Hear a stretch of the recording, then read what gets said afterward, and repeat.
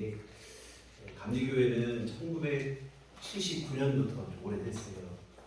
1년에 한 주를 평신도 주간으로 예배를 드리는 것을 총회 결의를 해서 했었는데 우리는 그동안 지키지 않았었는데 금년도 한번 실행을 해보려고 합니다. 그래서 목회자, 목사, 전도사를 제외한 평신도 장로님, 권사님, 집사님, 평신도들을 중심으로 예배를 이렇게 진행을 하고 하는 것을 계획을 하고 있는데 그래서 올해는 처음으로 한번 우리가 기획을 해서 한번 해봅니다. 그래서 일단 사회비 설교는 이종원 사님 하시고 각자 또 순서도 있고 일단 찬양 특성도 있고 여러 가지 순서들을 마련을 해서 이렇게 한번 해보는데 하여튼 평신도의 역량이 참 중요합니다. 교회가 목회자에 의해서만 되는 게 아니고 목회자만 있다고 교회가 되는 것도 아니고 교회는 일단 성도님들이 계시고 함께 하셔야 이게 온전한 교회가 될 수 있고 또한 평신도들의 믿음의 역량이 키워지는 게 참 중요한 일인 것 같아요. 그래서 올해 처음으로 우리가 이렇게 평신도들을 지켰는데 앞으로는 조금 더 하여튼 발전시키고 이렇게 해서 올해는 처음 시작을 하는 시간인데 하여튼 한 주간 기도를 많이 했습니다. 우리 이 일을 통해서 모두가 다 함께 은혜를 받는 소중한 시간이 될 수 있도록 기도를 하고 준비를 했는데 하여튼 은혜로운 예배가 될 수 있기를 기도해 봅니다.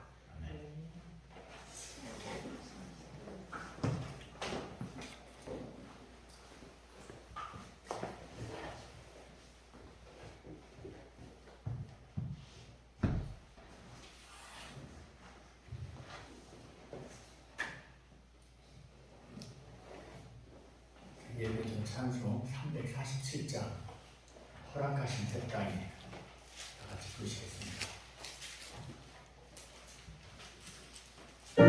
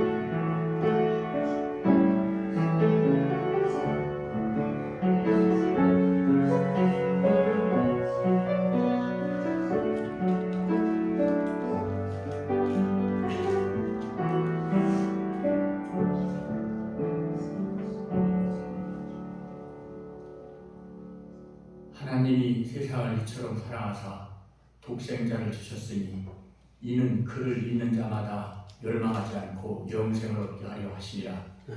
하나님이 그 아들을 세상에 보내신 것은 세상을 심판하려 하심이 아니요 그로 말미암아 세상이 구원을 받게 하려 하시니라. 아멘. 모두 일어나셔서 찬송 8장 거룩 거룩 거룩 전능하신 주님을 찬송하시옵소서.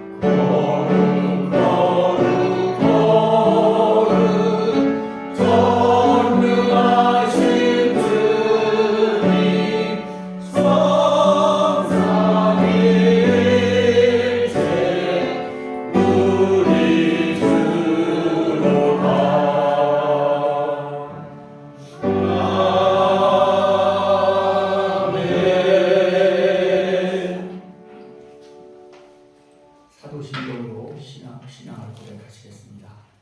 전능하사 전지전능하신 하나님 아버지를 내가 믿사오며 그 외아들 우리 주 예수 그리스도를 믿사오니 이는 성령으로 잉태하사 동정녀와 마리아에 전하시고 본디오 빌라도에게 고난을 받으사 십자가에 못 박혀 죽으시고 장사한 지 사흘 만에 죽은 자 가운데서 다시 살아나시며 하늘에 오르사 전능하신 하나님 우편에 앉아계시다가 저희로서 산 자와 죽은 자를 심판하러 오시리라.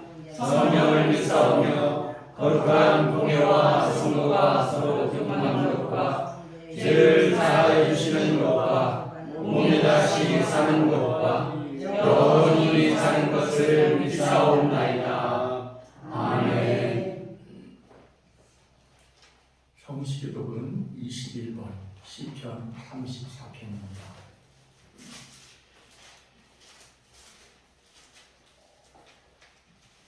내가 여호와를 항상 송축하며 내 입술로 항상 주를 찬양하리이다. 내 영혼이 여호와를 찬양하니 공부한 자들이 이를 듣고 기뻐하리로다. 나와 함께 여호와를 인도하시다 하며 함께 그의 이름을 높이세. 내가 여호와께 간구하매 내게 응답하시고 내 모든 두려움에서 나를 건지셨도다. 이 곤고한 자가 부르짖음에 여호와께서 들으시고 그의 모든 환난에서 구원하셨도다. 여호와의 천사가 주를 경외하는 자를 불러 징치고 그들을 건지시는도다. 너희는 여호와의 선하심을 맛보아 알지어다. 그에게 피하는 자는 복이 있도다.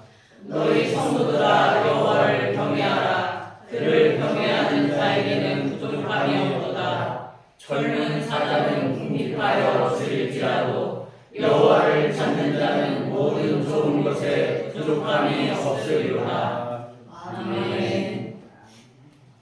삼위연가는 1장 만국의 근원 하나님.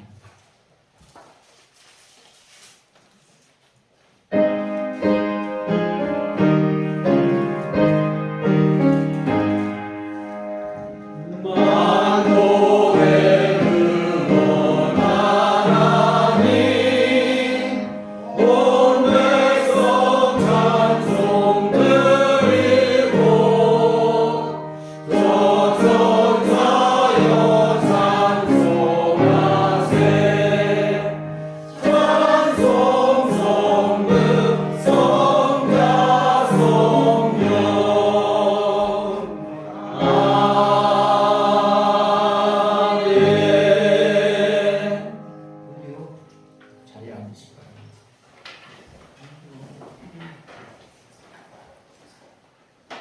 최은현 집사님께서 대비기를 해주시겠습니다.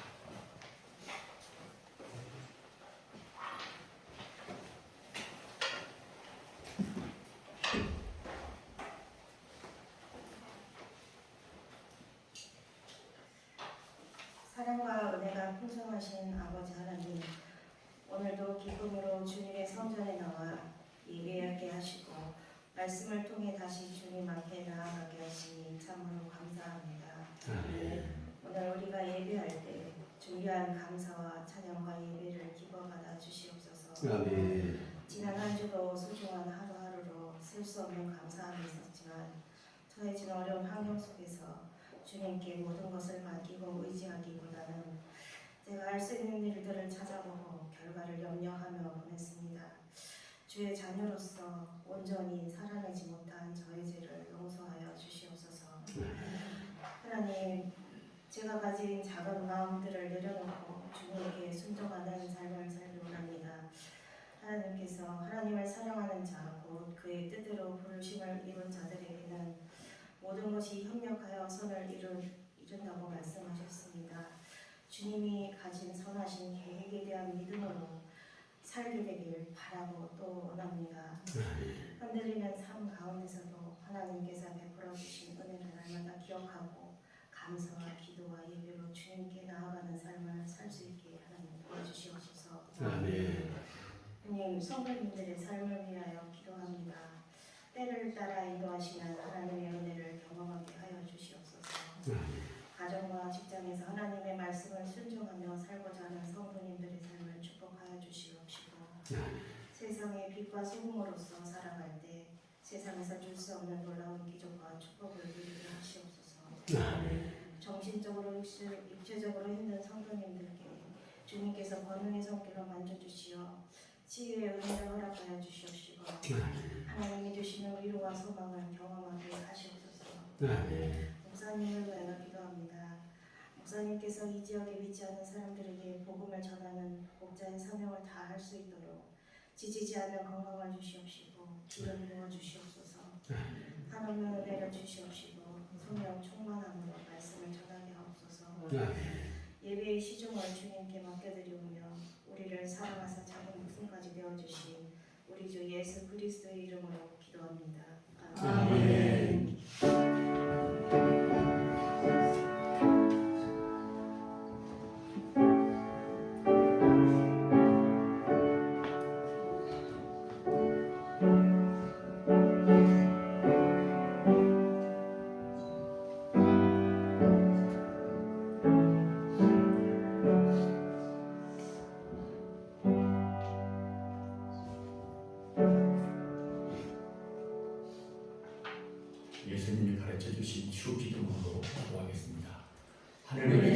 하시며 인민 거룩히 여기를 하시며 나라의 없으며 뜻이 하늘에서 이룬 것 같이 땅에서도 이루어지리라. 오늘날 우리에게 일용할 양식을 주옵시고 우리가 우리에게 죄 지은 자를 사하여 주옵소서.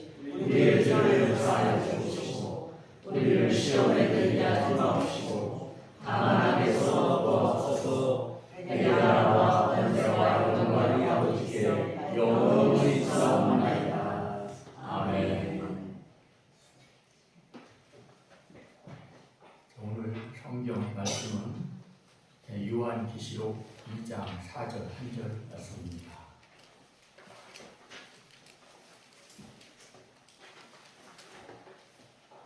다 같이 합독하시겠습니다.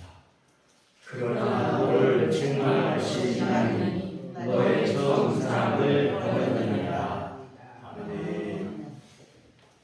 특송이 오랜만에 읽겠습니다.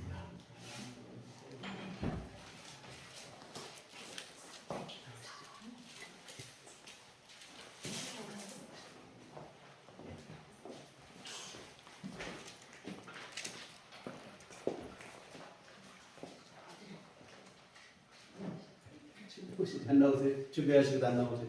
네.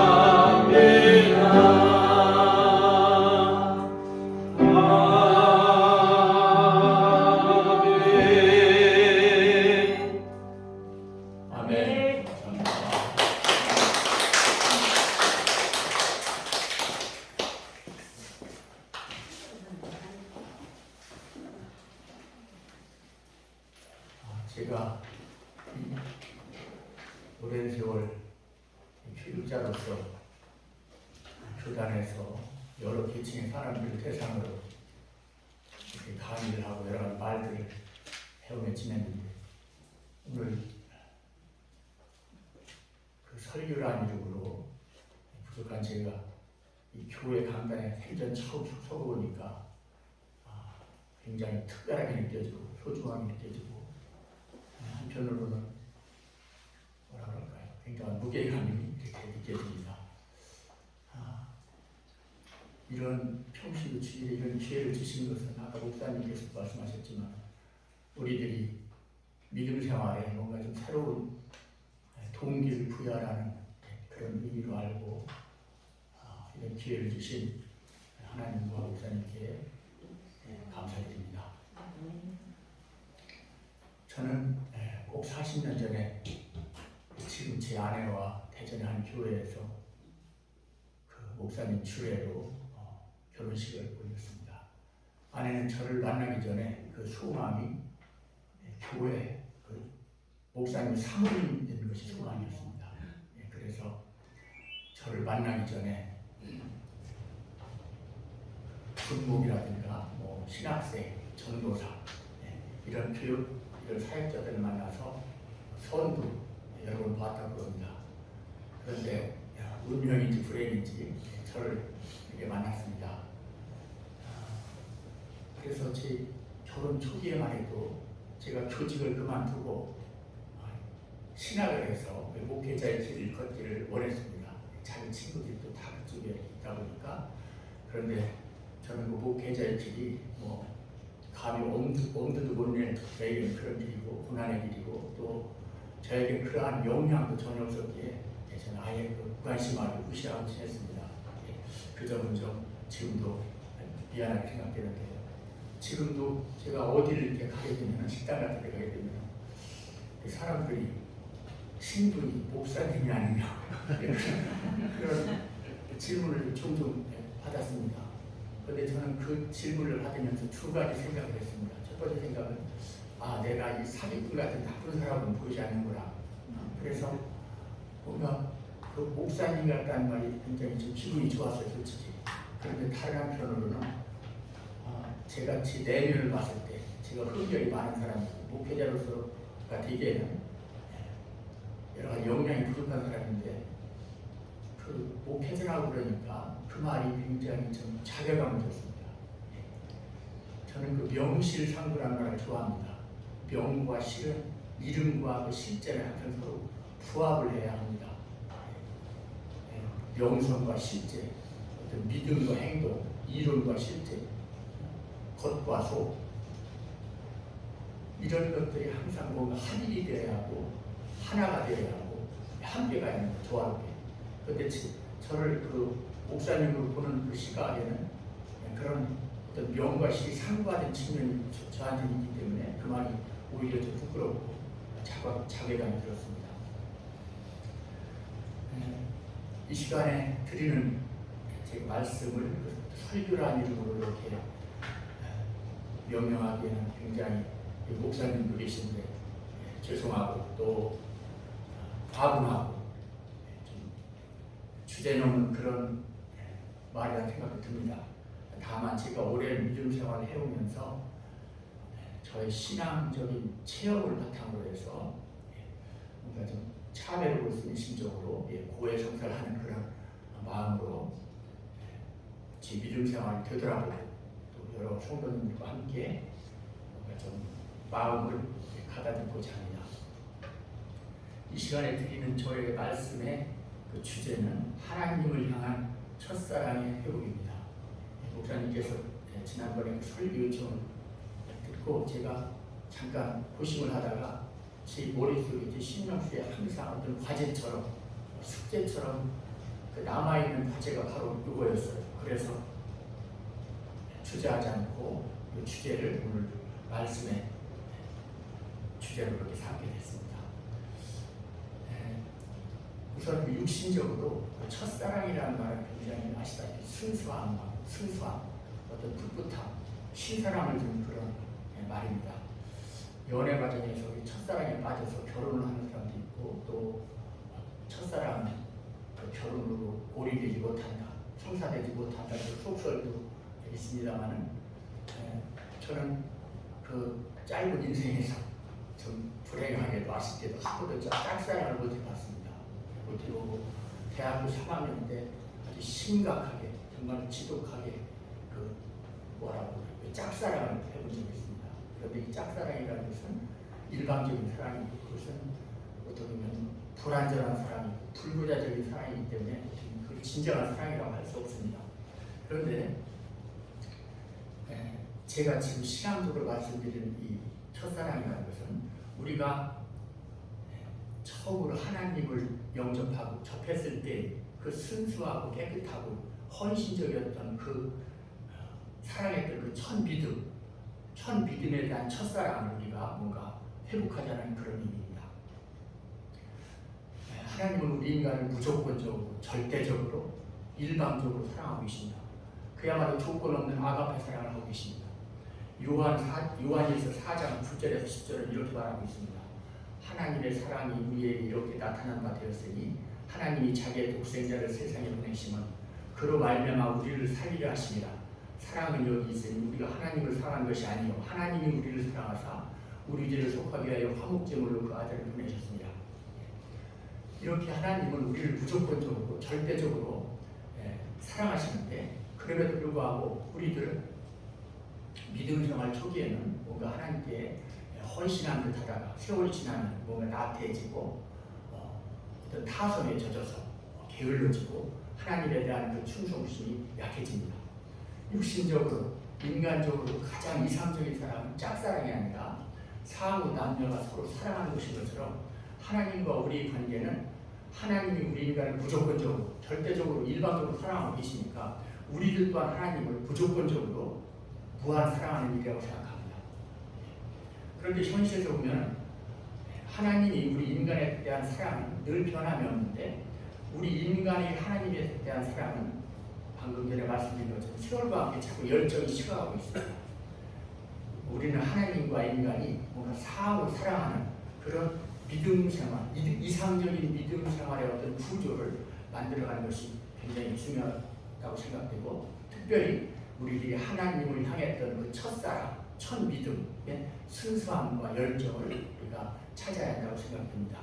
이런 관점에서 저희 과거의 믿음 생활을 고백하면서 하나님을 향한 첫사랑이라는 그 말씀의 주제를 되새기고자 합니다. 되돌아보면 한 60년 전 얘기 같습니다. 제가 초등학교 1학년 때 그 아침 주일마다 그 울동에 사는 그 할머니들, 그 연로하신 할머니들이 저희 집 앞을 경유해서 교회를 다니던 모습을 자주 봤습니다. 그때는 교회라는 말을 듣지 못했고 예배당이라고 했습니다. 1965년쯤일 겁니다. 그런데 그들이 다니시면서 요단강 건너가 만나서 그런 그 찬송을 흥얼거리는 모습을 들었는데 그것이 나중에 찬송가라는 것을 알게 됐습니다. 그런데 그 곤궁했던 시절, 어려웠던 시절에 주일만 되면 옷을 깨끗이 차려입고 그 예배당을 가는, 교회에 가는 그분들을 보고 저는 어린 마음에 이런 생각이 들었습니다. 저 사람들은 굉장히 부유하고 좀 팔자도 좋구나. 그 어린 마음에 팔자라는 말을 몰랐지만 지금의 그 말을 해석을 한다면 참 팔자도 좋구나. 그런 생각을 하면서 그 어린 나이에는 뭐 예수님, 하나님 그런 말조차 몰랐기 때문에 그 하나님은 없다고 예수님은 없다고 이런 생각이 굉장히 그 존재 자체를 몰랐죠. 없다고 생각했는데 이분들이 그 예배당을 다닌다 그러니까 그것이 굉장히 뭔가 좀 저에게는 비웃음의 대상이라고 할까요? 지금의 언어로 좀 비판적으로 그런 사람들을 봤습니다. 그런데 세월이 지나고 나서 제가 이렇게 되돌아보니까 그 시골에서 그 옛날에 그 할머니들이 일찍 그 선진 기독교 문화에 눈을 뜨고 일찍 하나님을 영접하고 뭔가 믿음의 선각자다, 믿음의 선구자다 그런 생각을 하면서 제가 잠시나마 어릴 때 그분들께 폄훼했던 그런 것들을 좀 오늘날에 와서 좀 죄송한 마음이 듭니다. 그리고 제가 하나님을 전혀 모르던 제가 고등학교 1학년 때 처음 어느 전도사의 꾀임에 빠져서 교회라는 곳에 갔습니다. 그런데 그 제가 간 교회가 나중에 알고 보니 통일교였습니다. 그런데 제가 통일교에서 한 1년 동안 원무로 신앙생활을 했는데 통일교에 들어가자마자 그때가 서울의 대연각 호텔 화재가 났던 아주 큰 화재가 났던 크리스마스 무렵이었습니다. 성탄절 무렵에 그때를 시점으로 해서 이제 그 수련회를 했는데 학생 수련회를 했는데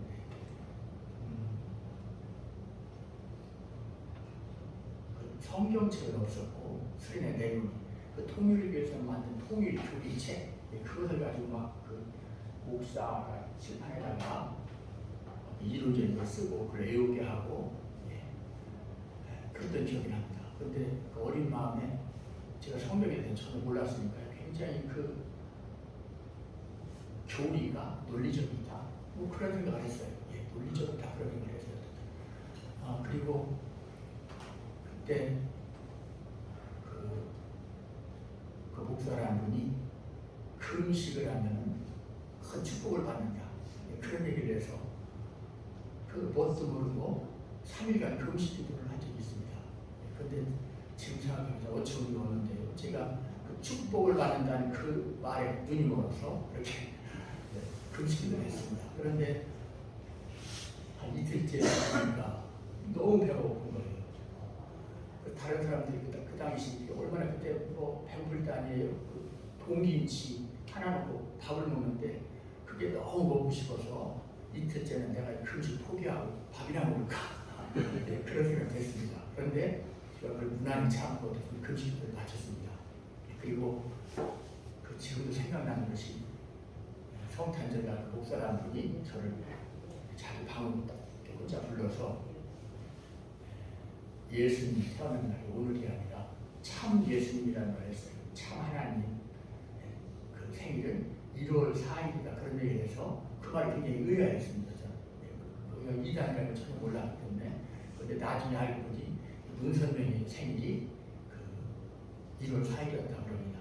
어떻든 이런 우여곡절을 겪다가 제가 이제 그 교회가 이상한 교회다 이런 얘기 들리고 또 제가 고등학교는 이제 공부를 해야 할 그런 상황이라 1년 정도 다니다가 거기 완전히 이제 끊었습니다.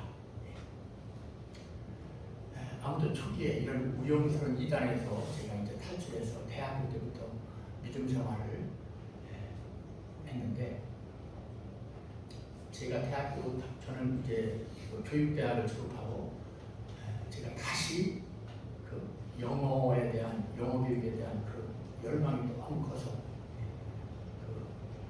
옛날 지금 한남대학교라고 그러는데 그 당시는 순전대학교라고 했습니다. 순전대학교 영문과에 다시 들어갔습니다. 그런데 제가 그때 교직에 있었기 때문에 야간대학을 다녔습니다. 그래도 그 당시 제가 너무나 바쁘고 힘들고 정신적으로 육신적으로 너무 정말 제 인생에서 그렇게 힘들 때가 없습니다. 제가 결혼하고 나서 집사람한테 그 얘기를 했더니 집사람이 당신 참 지독한 사람이라고 그런 얘기를 했습니다. 그런데 제가 그렇게 지독한 사람은 못 되는데 어떤 그 당시는 굉장한 사명감을 가지고 열심히 학교를 다녔습니다. 그런데 그런 속에서 매주 그 채플 시간이 있었습니다. 채플 시간이 있었는데 그 채플 시간이 저에게는 그렇게 그 평안과 위로를 주는 시간이 수가 없어요. 그 시간이 기다려지고 그 시간이 그렇게 마음이 편해지는 시간이었습니다.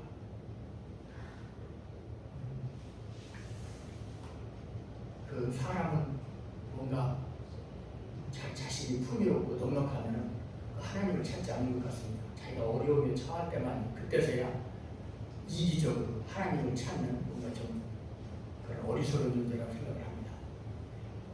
그런데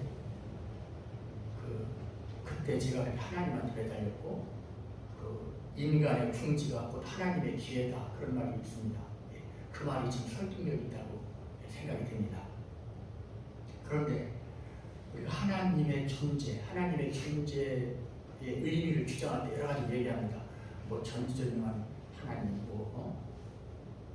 생사복을 구하는 하나님, 영생의 하나님 등 여러 가지 그 수식을 붙이는데 그 당시 저에게 하나님은 뭐 천국의 소망을 주는 하나님이라든가 영생의 복을 주는 하나님 그런 말은 전혀 실감나지 않았습니다. 와닿지 않았습니다. 그 당시 하나님이 저에게 주는 가장 큰 그 존재에 있는 뭔가 우위와 평안을 주는 하나님이었습니다. 그런데 제가 지금 나이가 들고 제가 앞으로 살아갈 날이 살아온 날보다 얼마 남지 않은 지금 시점에 제가 저한테 하나님이 주는 가장 큰 그 의미는 뭐냐면 천국에 대한 소망을 주시는 하나님입니다.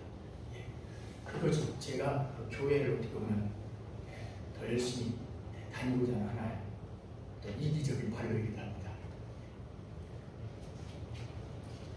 그리고 대학을 졸업하고 제가 교직생활 하면서 그 여자 전도사가 심호하는 한 조그만 교인이 한 30명 정도 됐던 것 같습니다. 대척교회에 다닌 적이 있습니다. 2년 정도 다녔는데 그 교회에서 제가 그 주일학교 중고등부 학생들 매일 토요일마다 지도를 했었습니다. 그런데 그 당시 제가 신앙적으로도 믿음도 없고 또 그 성경에 대해서 성경의 지식도 없고 그래서 그 전도사님의 명이었기 때문에 제가 그 수락을 하면서도 좀 여러 가지 어려움이 있었는데 어쨌든 제가 어떤 식으로 학생들을 지도했냐면 성경 말씀을 하나 인용해서 읽고 그리고 나서 그 성경 말씀과 관련된 문학적인 이야기, 또 철학적인 이야기 이런 얘기를 어린 학생들한테 제가 했습니다. 지금 생각하면 참 어처구니 없고 너무 미안한 생각이 듭니다. 그 당시 똑똑했던 그 여중생 3학년 학생이 저한테 끝나고 쪽지를 전해줬어요. 집에 와서 그걸 봤더니 선생님이 성경 말씀을 더 많이 해줬으면 좋겠습니다. 이런 얘기를 한 적이 있는데 그 학생이 모습이 지금도 아주 눈에 선합니다. 당시 시골 교회는 다 그랬지만 의자가 없었고 교회에 들어가면 신발을 벗고 무릎을 마루에 꿇고 기도를 했습니다. 그리고 교회에 들어오면 설교 시간이든 기도 시간이든 세상의 잡생각, 헛된 생각 이런 생각을 하는 것은 정말 죄라고 생각했습니다. 교회에서 뭐 이야기를 하고 잡담을 하고 뭐 전화를 하고 이건 상상할 수 없다고 생각했습니다. 저는 그 생각을 지금도 갖고 합니다. 일단 교회에 들어오면 조용히 기도를 해야 한다. 그 생각을 갖고 합니다. 그런데 우리들 교회뿐만 아니라 또 일부 교회에서 보면 또 그런 그 예배 시간에 이렇게 전화를 하는 분도 계시고 대화를 하시는 분도 계신데 저는 그것이 하나님 예배 앞에 굉장히 경건치 못한 그런 행동이라고 생각이 돼서 그런 점을 앞으로 좀 우리가 조심했으면 좋겠다. 그런 말씀을 함께 드리고 싶습니다. 그 고린도전서 3장 16절에서 17절에 이런 말씀이 있습니다. 지지난번에 목사님께서 그 주일 예배 때 인용했던 말씀입니다.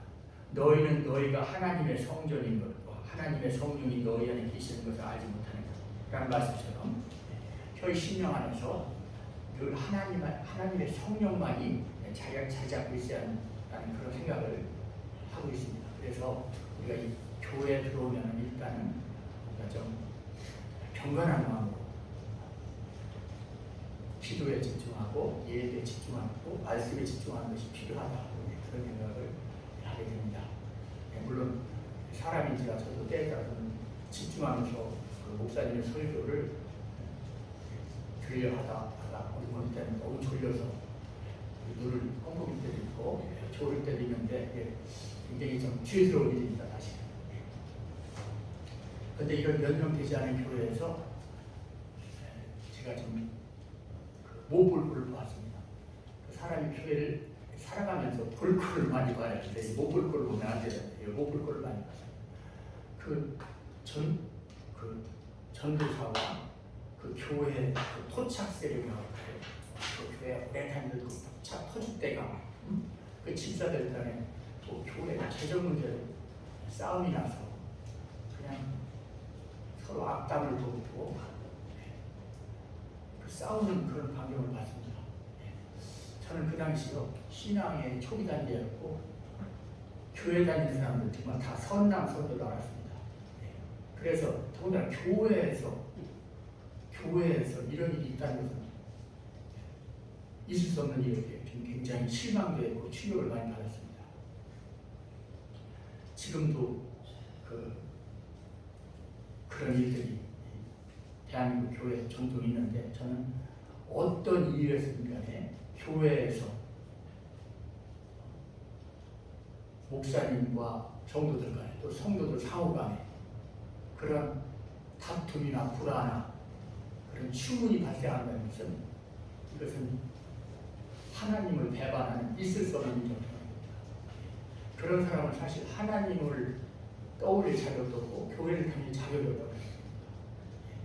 최소한 우리가 신앙인으로서 갖춰야 할 것이 많지만 그것은 아주 우리가 최소한의 갖춰야 할 기본 신앙인으로서 예의라고 생각합니다. 그리고 제가 그 당시 주일학교 중고등부를 집도하면서 제가 신앙적으로 너무 믿음이 약하고 또 성경에 대해서 아는 것도 별로 없고 그래서 제 신앙을 좀 다려내야겠다 그런 생각으로 청양에 가면은 칠갑산이라고 있습니다. 그 칠갑산 기도원이 있습니다. 지금 기도원이 있나 모르겠어요. 칠갑산 기도원에 여름방학 때 짐을 싸들고 3일간 금식 기도를 갔습니다. 그래서 3일간 금식 기도를 잘 마치긴 했는데 제가 거기에서 또 모범을 봤습니다. 그 교회에 기도하러 여러분들이 오셨었는데 그 중에 그 30대 후반 정도 보이는 그 목사 사모님이 와 계셨습니다. 근데 몸이 아주 굉장히 불편해 보였습니다. 그런데 거기 할머니 권사람들이 있었는데 그 할머니 권사람들이 그 사모님을 그냥 뭐라고 할까요? 굉장히 거칠게 다룬 겁니다. 굉장히 심한 모욕적인 말을 하면서 상상할 수 없는 그런 뭔가 무례한 행동을 하는 겁니다. 그래서 저는 거기서 또 한 번 실망을 했습니다. 권사람 직분하는 교회에서 그래도 어느 정도 신앙의 열림이나 믿음의 깊이가 있을 텐데 왜 저럴까? 그래서 우리가 은혜를 받으면 시험도 뭐 같이 받는다 그런 얘기가 있는데 어쨌든 거기에서 아름답지 못한 그런 모습을 보고 금식기를 마치고 그 칠갑산 기도원에서 청양까지 그 털털거리는 비포장도로 시내버스를 탔는데 그때 한여름이었죠. 굉장히 더웠는데 한 손에 가방을 들고 사람이 너무 많다 보니까 한 손으로 손잡이를 잡고 그러고 가는데 제가 3일을 금식을 했습니다. 그때도 지금처럼 몸이 좀 이렇게 슬렌더하게 좀 꼬리고 있었습니다. 이 바지가 그냥 막 자꾸 내려가는 겁니다. 그래서 제가 굉장히 당황했던 기억이 있습니다. 어쨌든 제 신앙생활에서 좀 우습지 않게 2번 3일 기도를 3일 금식을 한 적이 있었는데 그 이후로는 금식을 못했다는 것이 참 한심하기도 하고 그렇게 합니다. 지금 생각해보면 당시 제가 20대 중반에 미혼 청년이었는데 그때만 해도 뭔가 좀 열정이 있어서 좀 믿음 생활을 제대로 해보자고 이렇게 했었는데 결국에는 좀 뭔가 실망스러운 그런 모습들을 여기저기에서 많이 경험한 그런 또 시간이었습니다. 그리고 20대 후반에 제가 그 공주사대 대학원에 다닐 때 그 석사논문을 쓰게 됐습니다. 근데 제가 이제 영문과다 보니까 그 주홍글씨라는 그 프로를 다 읽었을 겁니다. 거기에 나타난 죄의 문제에 대해서 논문을 쓰게 됐습니다. 그 죄의 문제라는 것이 굉장히 좀 재미있는 소재라서 그 그러다 보니까 성경책을 익히 한번 읽어야겠다. 그래서 그 죄와 성경과는 직접적인 관련이 있잖아요. 그래서 그때 처음으로 그 성경을 이렇게 한글 성경, 영어 성경을 한 번씩 읽었습니다. 그런데 성경이라는 것은 정말 맛을 음미하면서 천천히 이렇게 읽어야 하는데 그냥 통독했습니다. 소설책 읽듯이. 그리고 이해하지 못한 부분이 너무나 많았습니다. 당연하죠. 너무 어려운 부분이 당연히 많았습니다. 그런데 그 이후로는 아직도 성경을 한 번도 읽지 못했습니다. 그런 일입니다.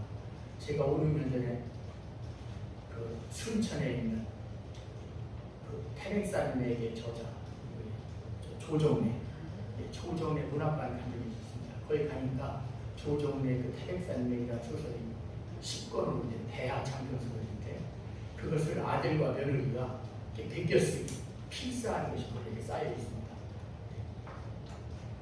그런데 왜 조정래 작가가 아들과 며느리에게 그 필사를 시켰느냐고 물었더니 인생을 우리가 성실하게 꾸준히 노력하면서 살아라. 그리고 아무리 어려운 일도 첫 걸음부터 시작해야 한다. 이런 메시지를 전달해주기 위해서 그걸 시켰다는 겁니다. 그런데 제가 몇 주 전에 이보다 더 놀라운 일을 경험했는데 제 친구가 바로 옆집 아파트 사는데 그 친구 집에 갔는데 그 친구 집 식탁에 성경책이 놓여 있었고 성경책 놓여 있었고 거기에 그 성경 말씀을 이렇게 베껴쓰기 한 필사본이 가득 쌓여 있었습니다. 그래서 이게 뭐냐고 사연을 보니까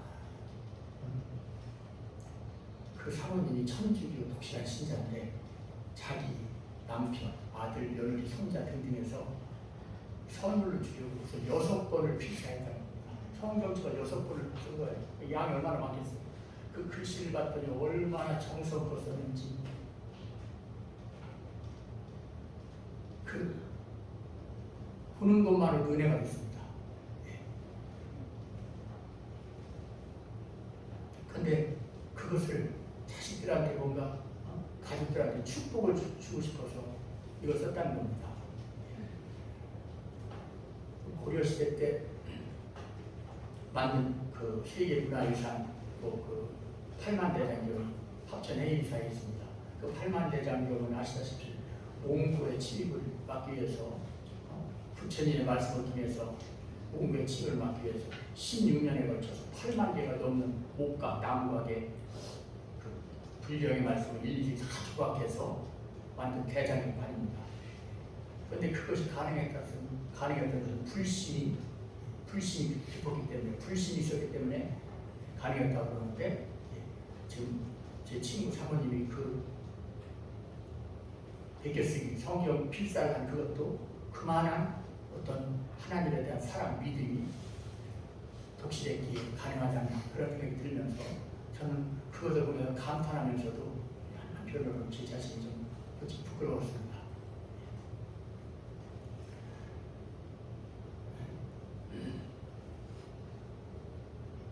저는 신앙생활하면서 참된 믿음 생활이 뭘까 거기에 대해서 제 나름대로 정립한 것이 이런 것입니다. 첫 번째는 기본적으로 늘 신령에 하나님을 경외하는 마음을 바탕에 둬야 합니다. 두 번째는 생활 속에서 성경을 늘 묵상하고 기도하는 그런 삶이어야 한다.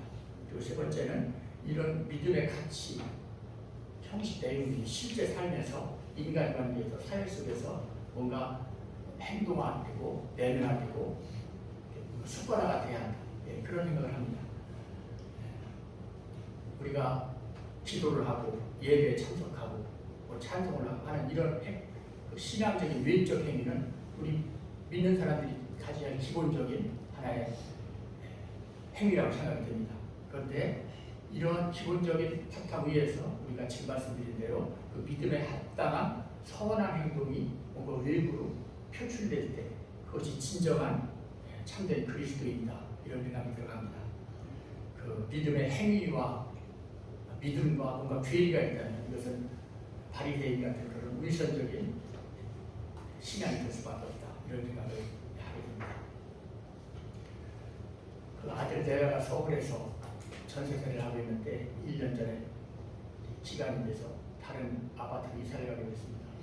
이사하는 날 아침에 정신없이 바쁜데 그 주인 60대 주인 부부가 와서 벽이 더러워졌느니 바닥에 뭐 흠이 있느냐 하면서 막무가내로 돈을 요구하는 겁니다. 보상을 요구하는 겁니다. 그런데 제가 볼 때 현미경으로 봐야 흠이 보일 정도로 그냥 지나쳤던 일을 돈을 요구하고 또 만약에 자기의 요구를 듣지 않으면은 자기 가족 중에 변호사가 있으니까 변호사를 써서라도 그걸 받겠다는 그렇게 협박을 하는 겁니다. 그런데 이 사람들이 알고 봤더니 다 교회 다니는 사람들이고 돈도 많은 사람들이었어요. 교회 다니는 사람들이었고 그 여자라는 사람은 권사라고 했습니다. 저는 그 말을 듣고 참 할 말을 잊었습니다. 그리고 심지어 그 유리창이 깨졌다고 변상을 하는 겁니다. 이미 깨져 있던 유리창인데 입주하기 전부터. 그런데 우리 아들이 그 주인의 그런 샘플을 알았는데 그 사진을 다 찍었습니다. 그래서 그 유리창 값은 변상하지 않았지만 하도 싸우는 게 아들 며느리가 하도 싸우는 게 힘들고 지쳐서 그냥 30만 원을 줬다고 했습니다. 속된 말 더러워서. 저는 이걸 보고 참 이게 너무 사악하다. 너무 이게 우리가 교회 안 다니는 사람들조차도 이런 짓을 할까? 이런 생각을 하면서 참 배탈스러운 그만 썼습니다. 마태복음 23장에 보면은 예수님이 서기관들과 그 바리새인들을 꾸짖는 말씀이 나와 있습니다. 화이트 진짜 외식하는 서기관들과 바리새인들이여 너희가 박하와 회양과 근체 11조는 되되 율법에 더 중한 바 정의와 긍휼과 믿음은 버렸도다. 그러나 이것도 행하고 저것도 버리지 말아야 할지니라. 바리새인들의 어떤 위선과 잘못을 지적하는 비유적인 표현입니다. 또 마태복음 23절 24절에 제가 이 말씀을 굉장히 재미있게 읽었는데 이런 말씀이 있습니다. 맹인된 인도자에 하루살이는 걸러내고 낙타는 삼키는도다. 여기서 하루살이는 사소한 것을 얘기하고 낙타는 중요한 것을 상징하는데 사소한 데는 집착하면서도 더 큰 것, 중요한 것은 뭔가 무시하는 그런 바리새인들의 잘못과 위선을 지적하는 그런 말입니다. 저의 과거를 이렇게 돌이켜보면 지금 말씀드린 대로 여러 가지 열정도 있었고 여러 가지 아쉬운 부분도 있었지만은 그 세월이 흘리면서 제 믿음이 뭔가 좀 더 여물어가지 못하고 이렇게 세속에 물들어가고 첫사랑이 나태해진 것 같아서 굉장히 부끄럽습니다. 오늘 첫사랑을 회복하자는 그 말씀은 결국은 우리가 어렸을 때 처음 하나님을 접했을 때 그 믿음의 순수성을 회복하자는 그런 얘기입니다. 그런데 하나님을 향한 그 첫사랑을 회복하기 위한 그 뿌리가 되는 말씀은 뭘까? 여러 가지 해석이 나올 수 있겠지만 저는 그 말씀이 잠언 9장 10절 여호와를 경외하는 것이 지혜의 근본이요 이 말씀이라고 생각합니다. 하나님은 두려움의 대상이면서도 존경과 공경의 대상입니다. 경외라는 말 자체가 공경과 두려움의 그런 의미를 담고 있습니다.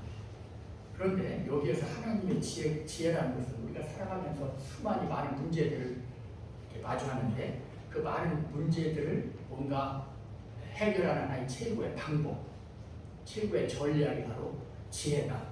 그런 생각을 하고 있습니다. 그러므로 수많은 성경 말씀 중에서 여호와를 경외하는 것이 지혜의 근본이다 하는 말씀을 항상 여러분들 심령에 이렇게 품고 신앙생활을 하는 교우들이 되시기를 이렇게 주님의 이름으로 소망합니다. 제가 마지막으로 대학 시절에 같은 영문과에 다니던 제주도 사는 친구가 있었는데 그 친구의 모든 대학 교재에는 그 소표지에는 영어 필기체 이렇게 써 있었습니다. 영어 무시해도 됩니다. The reverence of the God is the beginning of wisdom. 하나님을 경외하는 것이 지혜의 시작입니다.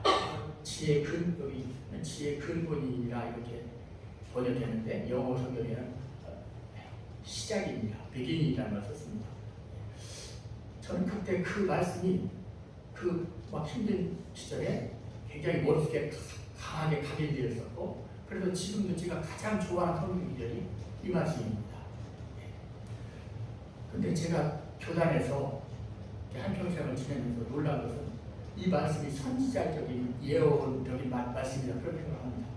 그동안 우리나라 교육은, 전 세계의 모든 교육은 지식교육을 강조했는데 오늘날 지식교육이 사라지고 지혜교육을 강조하고 있습니다.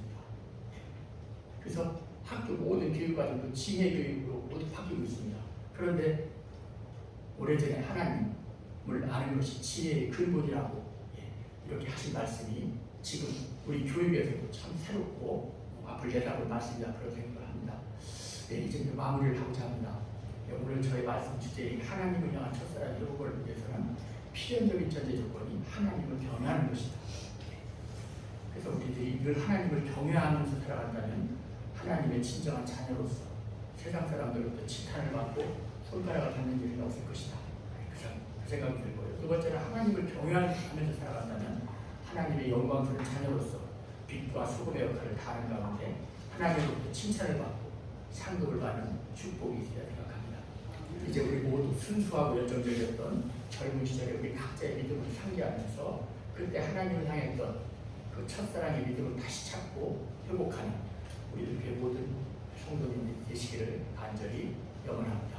아멘.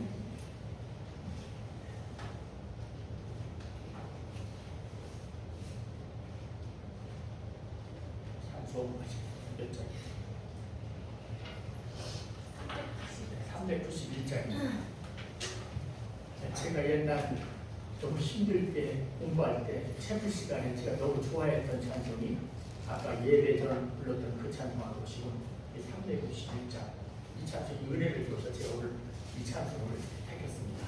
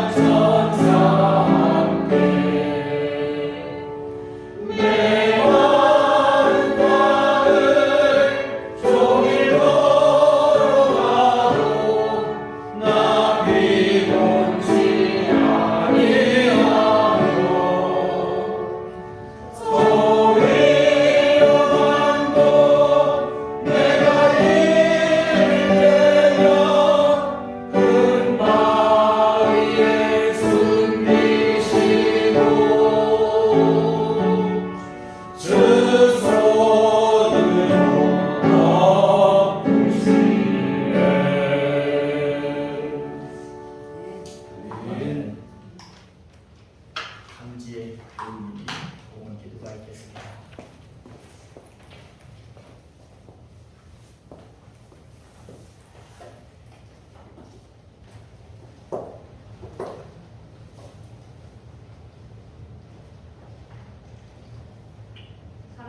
사랑의 하나님, 오늘도 거룩한 전에 모여서 주님께 영광 돌립니다. 이 시간 성령께서 역사하셔서 말씀 안에서 새롭게 살도록 인도하여 주옵소서.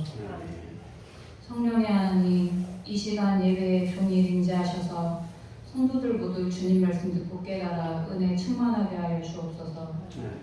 주님, 이 제단에서 경외함을 찬양으로 경배드리오니 드리는 예배에 홀로 영광 받으시옵소서.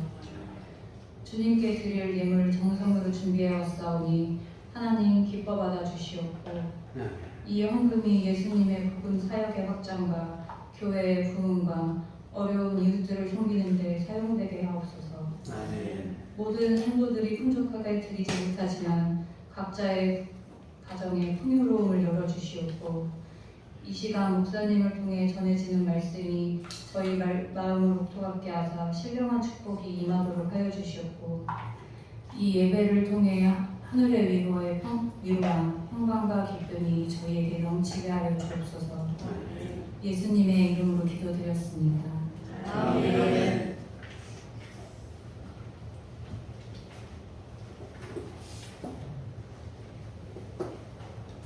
주님만 바라봅시다. 합시다. 주님만 바라봅시다. 오늘 어색하고 낯설으셨죠? 네, 저도 어색하고 낯설었습니다.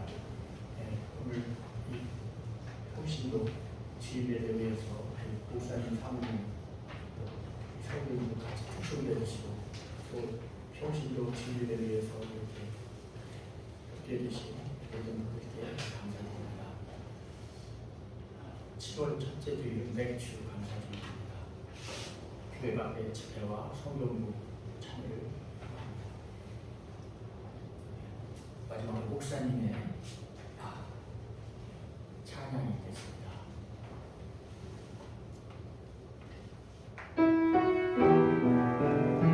일어서시면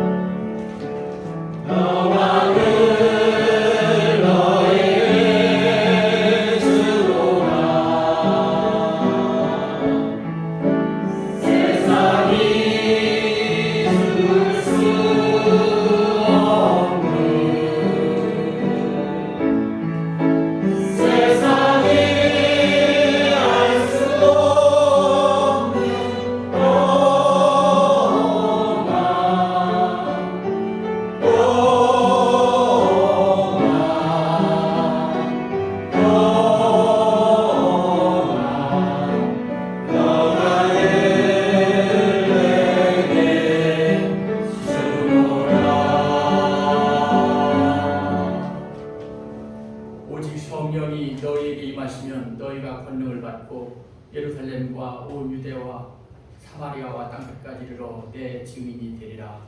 우리가 주의 증인이 되겠습니다. 목사님의 축도가 이제는 우리 주 예수 그리스도의 구속의 은혜와 하나님 아버지의 극진하신 사랑하심과 성령의 외유를 교통 역사 감화감 충만하시니 주의 피로 세우신 우리들 교회 위에와 주를 경외하는 마음으로 주님과의 첫사랑을 회복하며 온전히 주 앞에 더 가까이 나아가길 소원하고 하지만은 주의 모든 자녀들의 심령 위에 지금부터 영원토록 함께 계시기를 간절히 축원하옵나이다.